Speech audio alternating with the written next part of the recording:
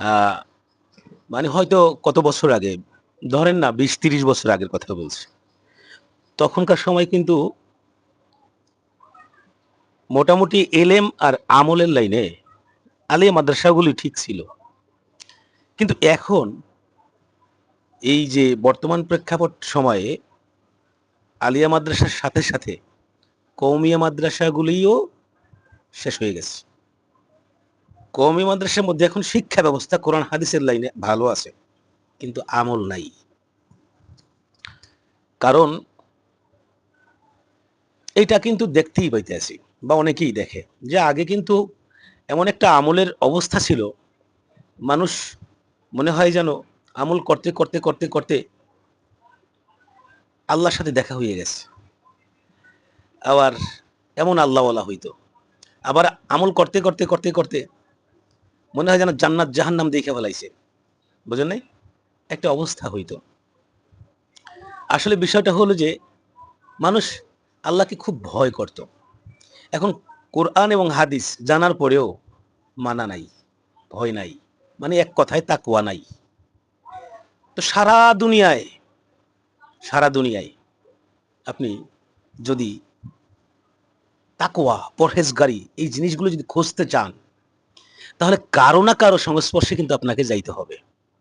এখন বাংলাদেশের মধ্যেই ধরেন, আপনার কোন জায়গাটা মানে সবচাইতে বেশি ভালো লাগে, যেইখানে গেলে এটা আপনি কিন্তু বলতে পারেন। আমি কিন্তু আপনাকে বইলে দিই নাই, আপনিই বলবেন। সবচেয়ে কোন জায়গায় গেলে চোখে পানি আসে, দিল নরম হয়, মৃত্যুর কথা স্মরণ হয়, গুনাহের কথার ভেবে আপনার কি হয়, অনুশোচনা তৈরি, অনুতপ্ত হন আপনি। কোন জায়গায় গেলে আপনি সেই জায়গাটায় যাবেন, সেখানে যাওয়া বাদ দিবেন না। দিলে এটার জন্য কপাল খারাপ আপনিই দায়ী। এটার জন্য যদি ভবিষ্যতে কপাল খারাপ হয়, এটার জন্য আপনিই দায়ী।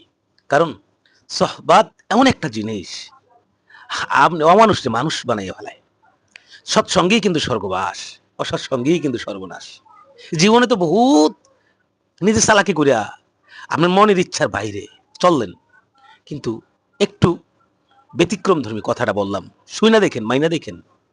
আপনার এই বর্তমান যে আপনার এই বয়সটা আছে, বা আপনার এই যে শরীরের গরমটা আছে, এটাও কিন্তু একসময় থাকবে না।